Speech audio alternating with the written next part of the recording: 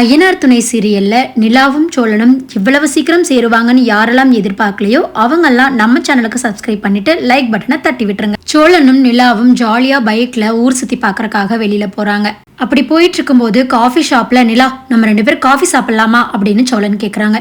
அதுக்கு நிலா இருந்துகிட்டு எனக்கு என்னமோ காஃபி குடிக்கலான்னு இல்ல சோழன் அப்படின்னு சொல்றாங்க. இல்ல நிலா, நீ ஏதாவது சாப்பிடு, நான் உனக்கு ஏதாவது வாங்கி தந்தே ஆகணும் அப்படின்னு சொல்லிட்டு பேக்கரிக்குள்ள நிறுத்துறாங்க. அப்ப 2 பேரும் உட்காந்து ஆர்டர் பண்ணி சாப்பிட்டு இருக்கும்போது அவங்களுக்கு டைவர்ஸ் பண்ணி வச்சாங்க இல்லையா, அந்த வக்கீல் அங்க வர்றாங்க. அதை பார்த்த நிலாவுக்கு என்ன சொல்றதுனே தெரியல. வக்கீல இருந்துகிட்டு, ஏமா உனக்கு நான் தானே டைவர்ஸ் பண்ணி வச்சேன், அப்புறம் என்ன திடீர்னு நீ இவன் கூட உட்காந்து சாப்பிட்டு இருக்க அப்படின்னு கேட்குறாங்க. அதுக்கு நிலா இருந்துகிட்டு அது அப்படின்னு சொல்லும்போது, இரு நிலா நான் சொல்றேன், நீங்க டைவர்ஸ் பண்ணி வச்சா நாங்க டைவர்ஸ் பண்ணிடணுமா, அதனாலதான் நாங்க மறுபடியும் கல்யாணம் பண்ணிக்கிட்டோம் அப்படின்னு சொல்றாங்க. அதுக்கு அந்த வக்கீல் இருந்துகிட்டு, ஏமா நீ தான் அவனை விட்டுட்டு இருக்க மாட்டேன்னு தெரிஞ்சுள்ள, அப்புறம் எதுக்காக டைவர்ஸ் பண்ணி கோர்ட் நேரத்தை வீணடிச்ச, எப்படியோ நல்லா இருந்தீங்கன்னா சரி அப்படின்னு சொல்றாங்க. அதுக்கு நிலா இருந்துகிட்டு, ஆமா மேடம், நான் கூட இவன் மேல இருந்த கோவத்துல டைவர்ஸ் பண்ணிட்டேன் தான், ஆனா இவனை விட்டுட்டு என்னால வாழ முடியும்னு தோணல, என்னால இவனை விட்டுட்டு ஒரு நிமிஷம் கூட இருக்க முடியல மேடம், அதனாலதான் நாங்க கல்யாணம் பண்ணிக்கிட்டோம் மறுபடியும் அப்படின்னு சொல்றாங்க. அதுக்கு வக்கீல் இருந்துகிட்டு, கல்யாணம் பண்ணதெல்லாம் சரி, மறுபடியும் ரெஜிஸ்டர் பண்ணீங்களா அப்படின்னு கேட்குறாங்க. அதுக்கு சோழன் இருந்துகிட்டு, கோயில்ல தான் எங்க கல்யாணம் நடந்ததுங்க, அதனால ரெஜிஸ்டர் பண்ணியாச்சு அப்படின்னு சொல்றாங்க. நிலா இருந்துகிட்டு வக்கீல் கிட்ட, நீங்க ஒரு நாள் கண்டிப்பா எங்க வீட்டுக்கு வரணும் அப்படின்னு சொல்றாங்க. கண்டிப்பாமா, 2 பேரும் ஹாப்பியா இருங்க, ஹாப்பி மேரிட் லைஃப் அப்படின்னு சொல்லிட்டு அவங்க கிளம்பிடுறாங்க. சோழனும் நிலாவும் உட்காந்து பேசிக்கிட்டு இருக்காங்க.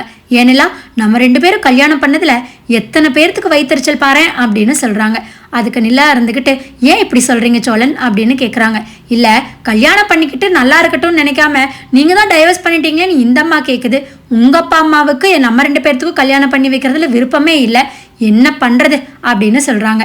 அதுக்கு நிலா இருந்துகிட்டு, யாரோ என்னமோ நினைச்சிட்டு போறாங்க, நமக்கு பிடிச்ச வாழ்க்கையை நம்ம வாழ்றோம், அவ்வளவுதானே சோழன் அப்படின்னு சொல்லிட்டு இருக்காங்க. அப்படி பேசிட்டு இருக்கும் போதே சோழனுக்கு சேரன் கிட்ட இருந்து போன் வருது.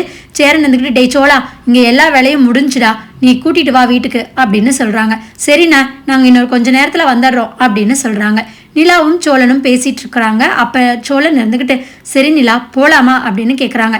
ஆமா சோழன், எதுக்காக வெளியில கூட்டிட்டு வந்தீங்க, என்ன நடக்குது வீட்டுல, என்ன பிளான் பண்றீங்க அப்படின்னு கேக்குறாங்க. அதுக்கு சோழன் இருந்துகிட்டு, அப்படிலாம் ஒண்ணும் இல்லை நிலா அப்படின்னு சொல்றாங்க. நிலா இருந்துகிட்டு, இல்ல சோழன், என்னமோ நடக்குது, நீங்க எல்லாரும் சேர்ந்து என்னமோ பண்றீங்க அப்படின்னு சொல்றாங்க. நீ வீட்டுக்கு வந்தீங்கன்னா தெரியத்தானே போகுது அப்படின்னு சோழன் சொல்றாங்க. 2 பேரும் கிளம்பி வீட்டுக்கு போறாங்க. அங்க போன நிலா வெளியில ஹாலில் உட்காந்து பேசிக்கிட்டு இருக்காங்க.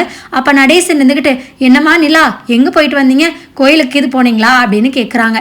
அதுக்கு சோழன் இருந்துகிட்டு, கோயிலுக்கெல்லாம் போகல, எங்க போனா உனக்கு என்ன அப்படின்னு கேட்குறாங்க. அதுக்கு நிலா, ஏன் இப்படி கோவப்படுறீங்க சோழன், இல்லை அங்கிள், சும்மா ஒரு காஃபி ஷாப் வரைக்கும் தான் போயிட்டு வந்தோம் அப்படின்னு சொல்றாங்க. சேரன் இருந்துகிட்டு, நிலா உங்க 2 பேர்த்தையும் இப்படி பாக்குறக்கே ரொம்ப சந்தோஷமா இருக்குப்பா அப்படின்னு சொல்றாங்க. உடனே பல்லவன் வந்து நிலா கிட்ட உட்காந்துட்டு, அண்ணி இங்க பாருங்களேன் இந்த போட்டோவை அப்படின்னு சொல்லி காமிச்சிட்டு இருக்காங்க. பல்லவனும் நிலாவும் சிரிச்சு சிரிச்சு பேசிட்டு இருக்காங்க. அதை பார்த்த சோழனுக்கு, இவன் வேற நந்தி மாதிரி என் பொண்டாட்டிக்கிட்ட என்ன பேச விடாம இவனே பேசிக்கிட்டு இருக்கான், இடே ஏண்டா என்ன சோதிக்கிறீங்க அப்படின்னு நினைச்சுக்கிறாங்க.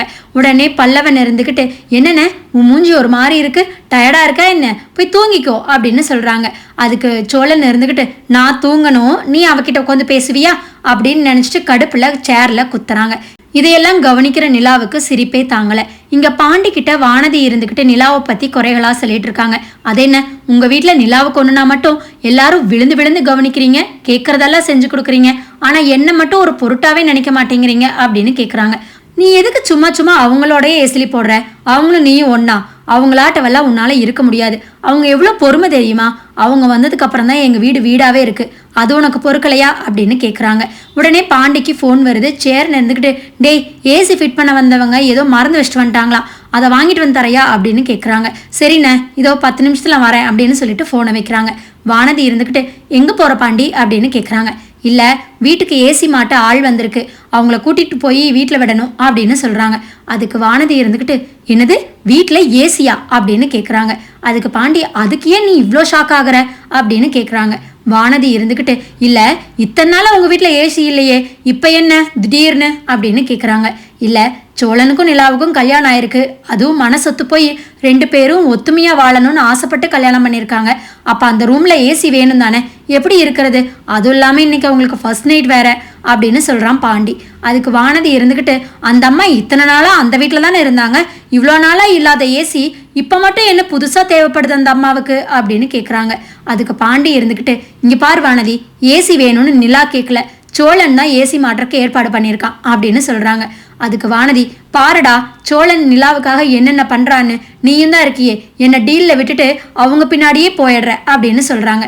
அதுக்கு பாண்டி, நிலாவுக்காக சோழன் பண்ணுறதுல ஒரு நியாயம் இருக்குது, ஏன்னா நிலா அப்படிப்பட்டவங்க, நீ என்னை உன் ஃப்ரெண்ட்ஸ் முன்னாடி விட்டு கொடுத்தவ தானே அப்படின்னு சொல்கிறாங்க. வானதி இருந்துக்கிட்டு, நீ இன்னும் அதை விடலையா அப்படின்னு கேட்குறாங்க. சரி விடு வானதி, உன் கூட ஆர்கியூ பண்ணுறதுக்கு எனக்கு நேரம் இல்லை, நான் போய் ஏசி ஃபிட் பண்ணுற வேலையை பார்க்குறேன் அப்படின்னு சொல்கிறாங்க.